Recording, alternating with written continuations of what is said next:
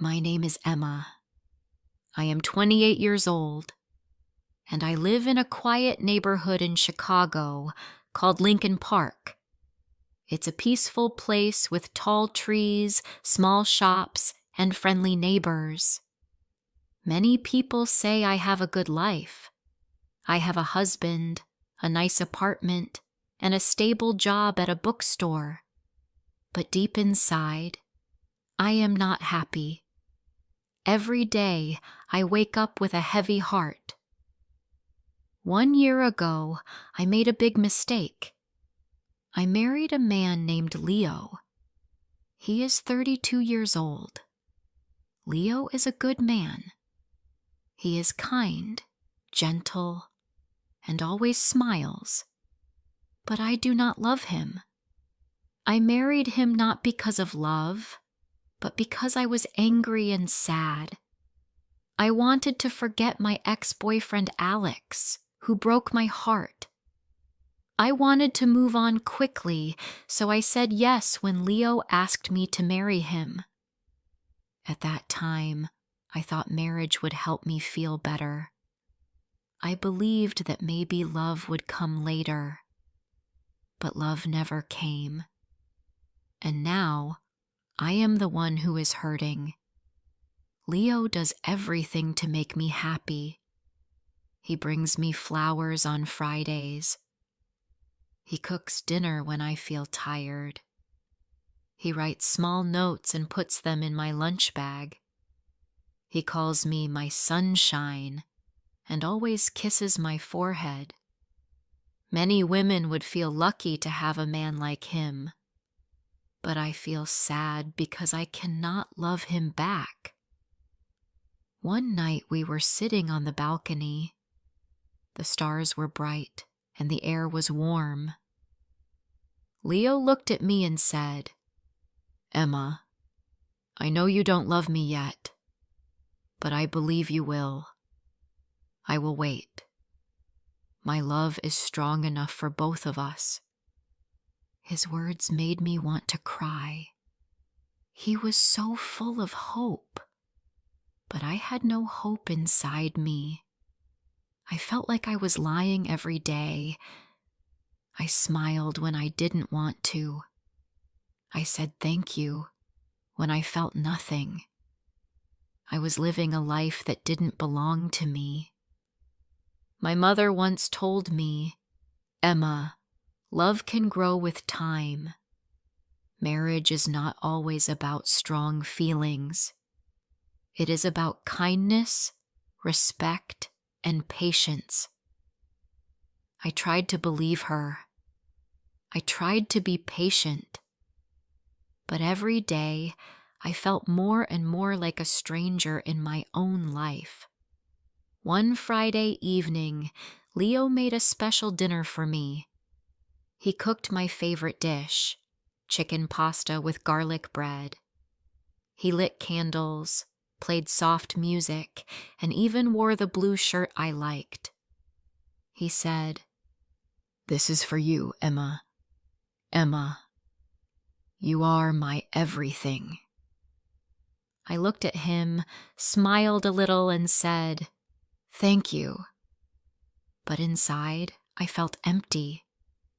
I could not enjoy the food. I could not enjoy the music.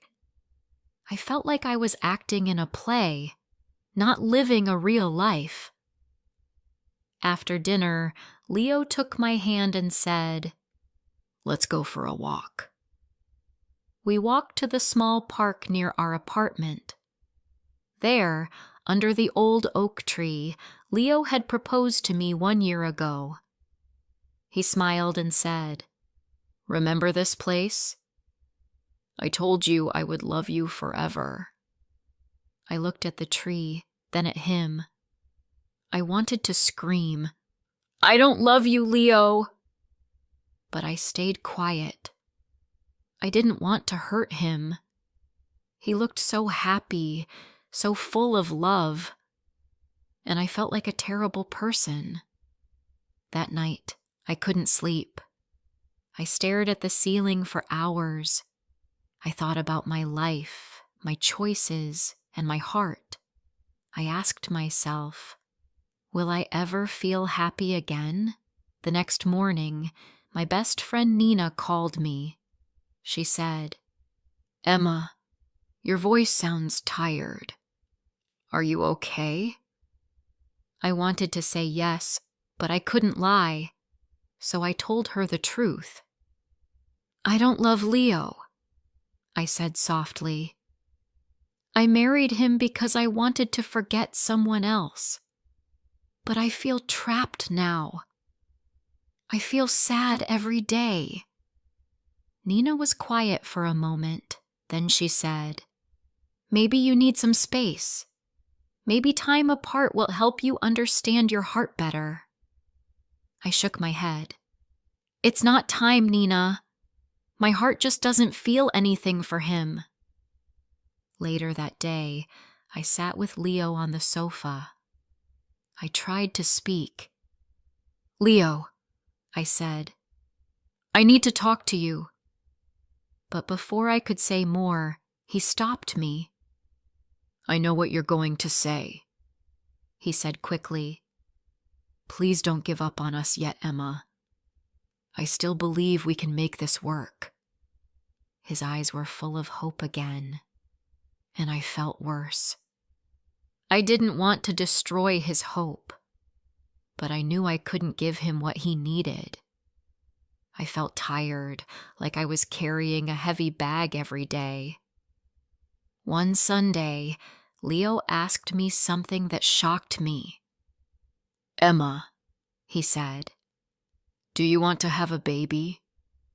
I think it will bring us closer." I froze. I didn't know what to say. The idea of having a child with someone I didn't love scared me. I looked down at my hands and said quietly, "I'm not ready, Leo." He nodded slowly. He looked hurt, but he didn't push me. That made me feel even worse. He was always gentle, always kind, and I was always silent, always distant. That night, I wrote in my journal, "I feel like I'm drowning in this marriage. Leo is a good man, but I can't be the wife he deserves." I also wrote, "Sometimes I want to leave, but I'm scared. What will people think? Will they say I am selfish? Will they say I didn't try hard enough?" One evening, I packed a small bag. I planned to leave. I looked at Leo while he was sleeping. He looked peaceful. He looked happy. I stood by the door, holding my bag, but I couldn't do it. I put the bag down and sat on the floor.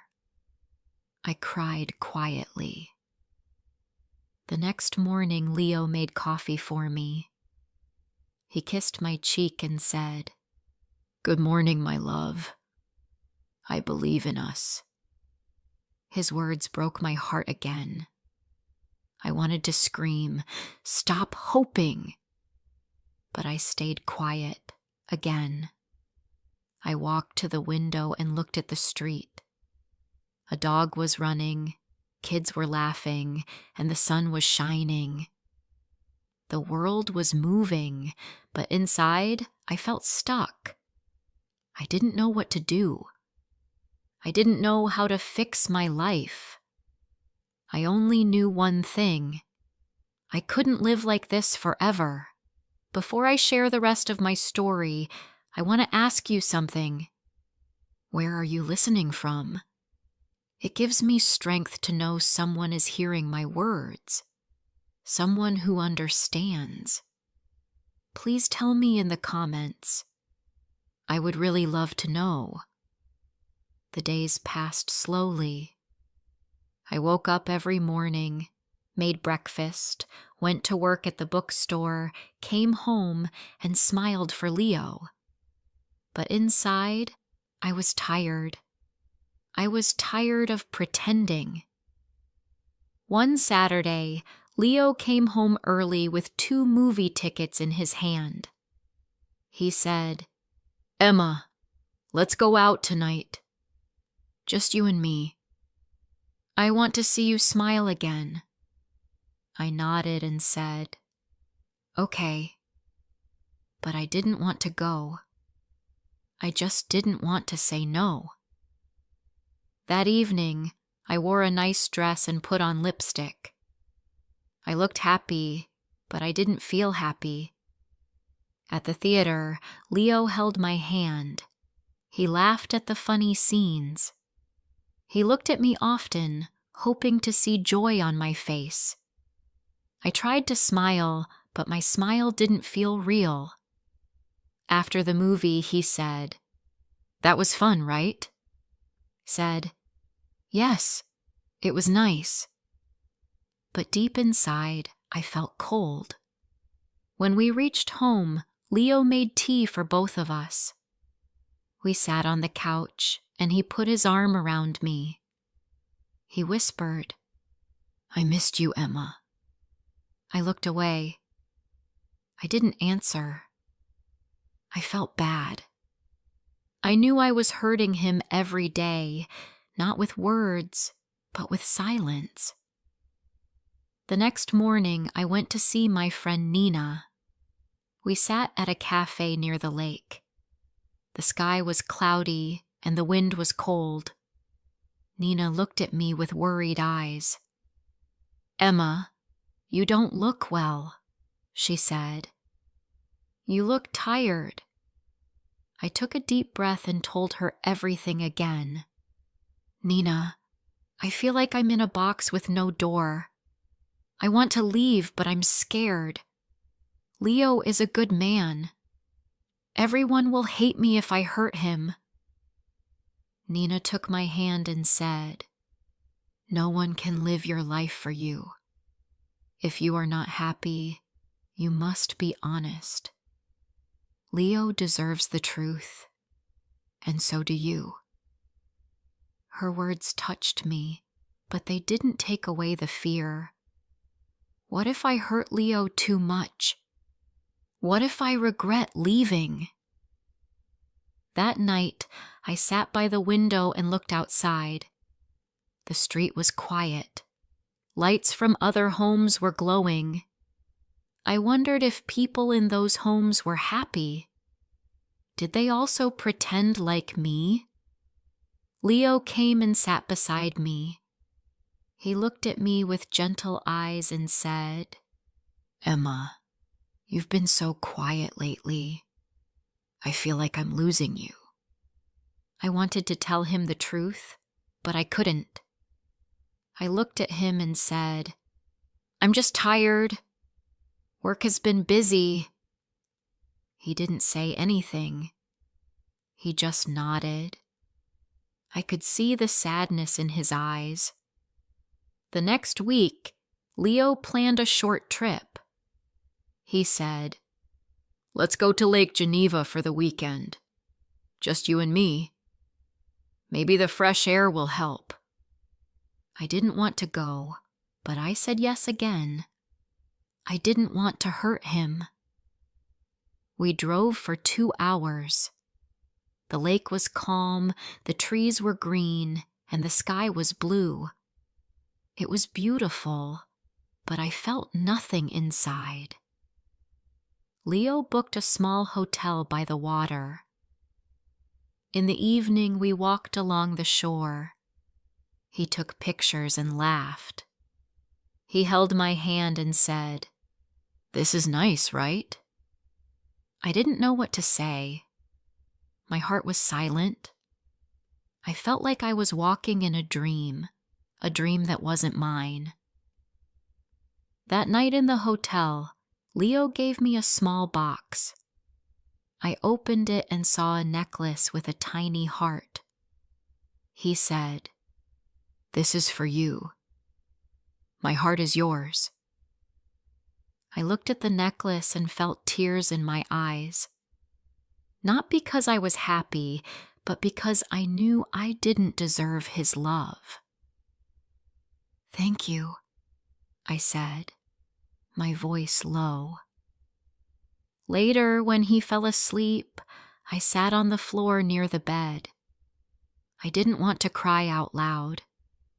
I just sat there, thinking. I thought about the day we met. I remembered how kind Leo was to me when Alex left. He helped me, listened to me, and made me smile again. But I never felt love for him. I married Leo because I was broken. I didn't think clearly. I thought being with someone nice was better than being alone. But now I see, it is worse to live without love. When we came back to Chicago, I started writing letters to myself. I didn't show them to anyone. I just wrote what I felt. One letter said, "Emma, you are not a bad person. You made a mistake, but you didn't do it with hate. You wanted to feel better, but now you must be brave. You must find your truth." Another letter said, "Leo is not your enemy. He is a good man, but he is not your home. You cannot give him what he needs." Writing helped me understand myself. It helped me see my own pain clearly. A few days later, Nina called me and said, "Emma, you sound stronger." I said, "I'm thinking about telling Leo everything. He deserves the truth." She said, "I'm proud of you." That evening, I made tea and asked Leo to sit with me. My hands were shaking. "I need to tell you something," I said. He looked at me and said, "Okay." I took a deep breath. "Leo, I care about you. You are a good man, but I don't love you. I never did. I married you because I was hurting. I thought love would come later, but it didn't." Leo was quiet. He didn't move. His face was calm, but his eyes were wet. He said softly, "I knew, Emma. I saw it in your eyes. I just didn't want to believe it." Tears rolled down my cheeks. "I'm so sorry," I said. "I never wanted to hurt you." Leo nodded. "I love you, Emma. I really do. But I can't be the only one trying.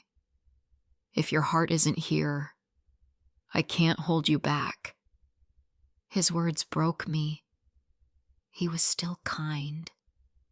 Even when I was honest, even when I gave him pain, he stayed kind.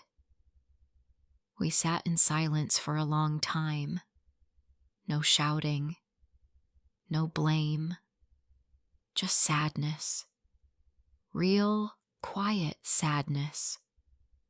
That night, I slept on the couch.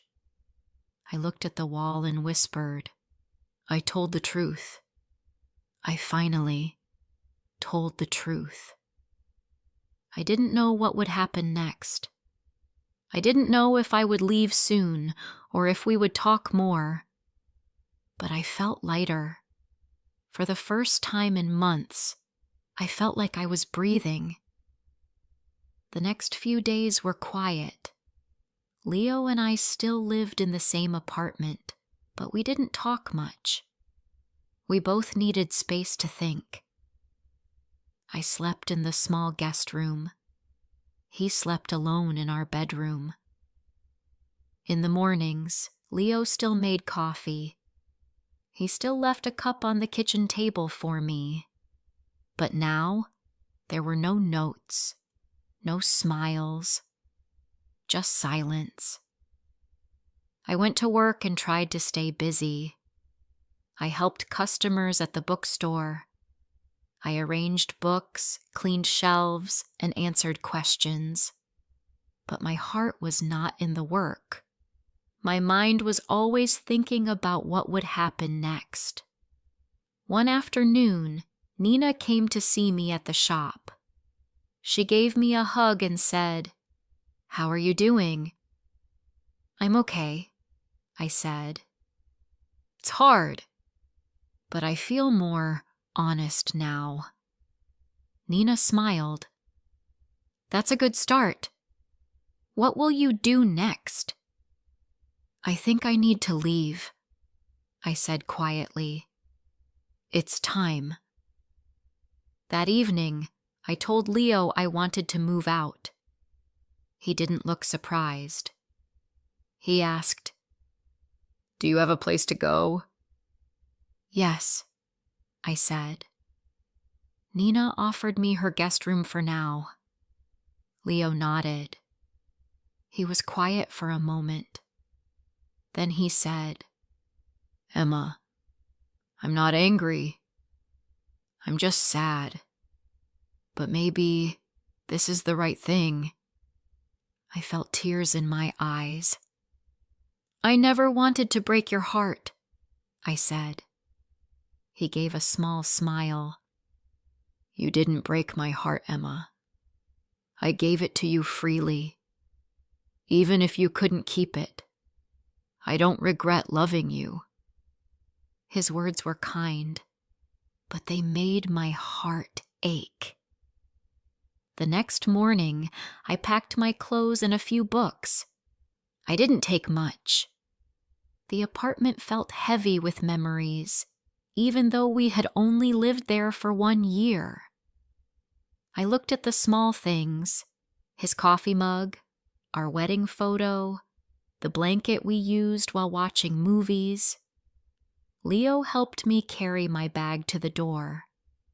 He said, "If you ever need anything, call me." I nodded. "Thank you for everything, Leo. You were always good to me." He looked at me one last time and said, "Take care, Emma." Then I walked out of the apartment. Nina was waiting in her car. She smiled and opened the door. "Let's go," she said. I sat beside her and we drove away. I didn't look back. At Nina's apartment, I sat in the small guest room and cried. Not because I missed Leo, but because I felt so many things: guilt, sadness, fear, and also a little hope. For the first time, I had made a choice for myself. I had said the truth. I had taken a step forward. The days passed slowly. I stayed at Nina's place for a few weeks. I helped her with cooking, cleaned the dishes, and sometimes watched movies with her. She never pushed me to talk, but she was always there when I needed to cry. I started going for long walks by the lake. I watched people walking their dogs, riding bikes, and drinking coffee on benches. I liked watching life go on. It helped me feel calm. One day, I walked into a small cafe and saw a flyer for a creative writing class at the community center. Something inside me said, "Try this." So I signed up. The class was small, just 8 people. We wrote stories and read them out loud. At first I was shy, but slowly I started to enjoy it. I wrote about my feelings, my past, and my hopes. One evening after class, I wrote something in my notebook. I lost love before I even found it, but now I am finding myself. That sentence made me smile. A few weeks later, I got a message from Leo. He wrote, "Hi, Emma. I just wanted to say I hope you're doing well. I'm taking some time for myself too. I've joined a cooking class, It helps me stay busy. No pressure to reply. Just wanted you to know I'm okay. I stared at the message for a while. Then I replied, Hi, Leo. Thank you for your message. I'm glad you're doing okay. I'm in a writing class now. It's helping me too. Wishing you peace and happiness. We didn't talk again after that, but it felt good to say goodbye in a kind way. Months passed. I found a small studio apartment near the bookstore. It wasn't fancy, but it was mine. I painted the walls light yellow. I put flowers in the window. I hung a picture of the lake. Every morning, I made my own coffee. I sat at the window and watched the world outside. I felt lonely sometimes, yes, but I also felt free. I still thought about Leo. I hoped he would find someone who truly loved him. He deserved that. He gave love with an open heart. I hoped someone would do the same for him. One day, while cleaning my drawer, I found the heart necklace Leo gave me at the lake. I looked at it for a long time. Then I placed it in a small box and wrote a note. Thank you for your kindness. I couldn't wear it, but I will never forget it. I left the box at Nina's place. She said she would return it to Leo for me. As the seasons changed, I changed too. I began to smile more. I made new friends in my writing class. I laughed again. I started to feel like me. One night, I looked in the mirror. I saw a woman with tired eyes but a soft smile. A woman who had been lost but was now walking her own path. I whispered to myself, it's not a perfect story, but it's mine. I am still learning, still growing.